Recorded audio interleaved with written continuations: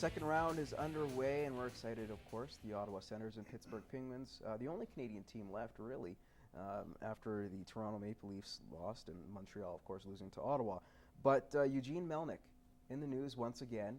Of course, they're facing the Pittsburgh Penguins and the whole incident between Erik Karlsson and Matt Cook. But this one took a different turn. Melnyk decided to instigate the fans, perhaps on Twitter, Pittsburgh fans, that is, saying some tweets we get from Pens fans are profanity-filled. That's classless. It's just a game. You're embarrassing your city, team, and players. Is this too much for the Ottawa Senators to handle when you have an owner like Eugene Melnyk getting his fingers dirty? I feel absolutely. I think this incident is done. It's over with. Certainly from any perspective I can see it from. It was an accident, and I agree that the guy that was involved in it has maybe thrown a little bit of fuel on the fire. But when the owner gets that involved, I think it's going to start to become a distraction. And the last thing the Ottawa Senators need against Pittsburgh is a distraction from their owner. So I think it's done. It's over with. It needs to be dropped, and it has been dealt with and certainly looked at very closely by the professionals and the people that need to look at the incident, and it's over. If it carries over into this playoff, it could certainly favor Pittsburgh. You kind of wonder, doesn't he have better things to do with his time than go on Twitter and worry about what Pittsburgh fans think Well, of? he's refinancing. That's pretty much what he's doing with his accounts, trying to avoid debts anyways.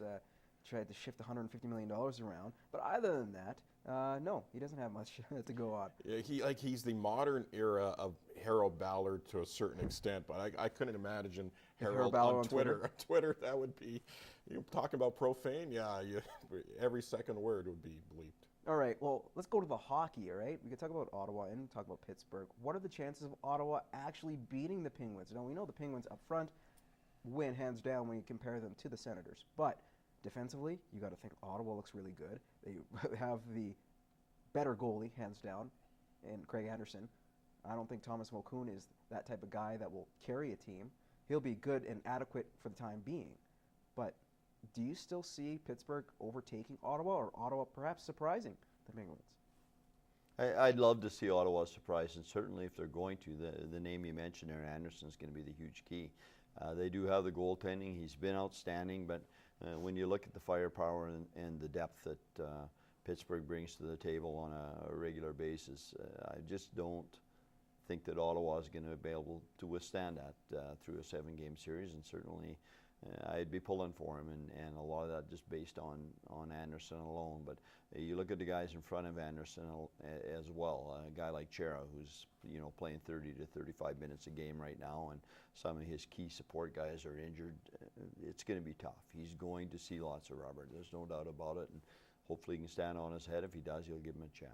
You look at what Pittsburgh's depth is second to none in that league. But at the same time, Ottawa, if they hope to have a chance against Pittsburgh, they're going to have to get down and dirty. They're a big physical team in the back end. They're going to have to be the little nasty game they had against Montreal. But you think that could nullify it? Because, well, one thing is they also do have speed. Erik Karlsson, I don't think they could really match up against him, considering what he could do in the pressure. You look at what the New York Islanders did in their series, surprising a lot of people. They had a lot of speed. Up front, they're a little bit more skilled, I think, than Ottawa is. But the Islanders I'm referring to. But still, you got to think with the team speed that they have from the back end. You got a guy like Karlsson, who's talented and could go from one end to the other in I don't know how many seconds, but it is definitely a threat back end. You think that's at least got to help the Ottawa Senators' chances of at least extending the series, perhaps even stealing the series. I think Ottawa actually has more skill and more size, more toughness on their team this year than they had back in the days when Wade was playing and Danny Alfredson and Danny Heatley back in those days when they went to the Cup. They're resilient. I think that's another thing. And Paul McLean's added that. They probably have a shot at Pittsburgh, but they're really going to be at the top of the game, and Anderson's going to have to stand on his head night after night. Spezza's a big part of that equation. If Spezza's in there and healthy, I give Ottawa a lot better chance. I think he could help certainly close the gap in scoring and in depth up front. But I just don't think he's going to be back, and if he is, it's going to take him a while. But again, as much as I think Anderson's going to keep him close all the way through, that depth up front for Pittsburgh scares me. We mentioned the lone Canadian team in there. Another team that we left absent was the Vancouver Canucks. Of course, they got swept 4-0 in the series, and it was such a long time ago, it slipped my mind. Of course, they did have their little meeting with the media, the GM Mike Gillis, and he talked about potential changes with the team, either with him or with Coach Alain Vigneault. This, I think, stemmed from the beginning of the season, and he knew trouble would start, especially when you have a guy like Roberto Luongo, the whole trade, not trade scenario, and it just pretty much added to the season. Luongo was their saving grace, to be honest. This is a team that didn't score much, had troubles early, but looking back at it, was Roberto Luongo's non-trade a big factor, a big distraction for the team, and perhaps is the key factor of GM Mike Gillis or Alain Vigneault losing their jobs? I don't think Luongo was a distraction, and I base that solely on his professionalism. He's put into a real tough situation, and I think he handled it very, very well for a guy that's got the contract that he's got and challenging to be but that for him, player. it's all right. But Luongo, you could, I agree with you, Gary, but quickly, I'm talking about the team itself. He wasn't a distraction himself, but the whole talk that the fact they didn't trade him and the media speculation and all this on GM Mike Gillis and Alain Vigneault in terms of flipping a coin, heads or tails with Corey Schneider, who's going to be in net. Those were distractions on the team, not necessarily Roberto being a distraction, period. Absolutely, and anytime you've got that sort of a situation that they've had playing out all year long and didn't deal with it when they did have the opportunity, it's going to become a distraction, because I would feel the players in that dressing room were waiting and even anticipating something was going to happen before that deadline.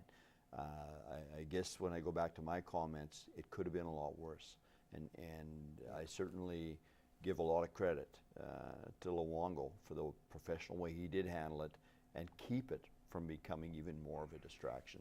Was it a distraction? Yeah, I think it was. I think it was to a certain extent, but I think the media overblows everything. They blow up everything to bigger distraction than really needs to be. And TSN, to its credit, that's all they talked about for how many months and weeks, and speculated where he was going to go day after day after day, and threw it back in the face of the players night after night. And thanks to the media, they probably made it. I still blame Alain Vigneault trying to flip a coin and determining. Just say, here's our guy, end it. So, and in the meantime, I'm not going to end this conversation, guys. Keep it going. I love this. It's great. But we're going to take another break. When we come back, we got over under next. And can Greg defend his title? Stay tuned.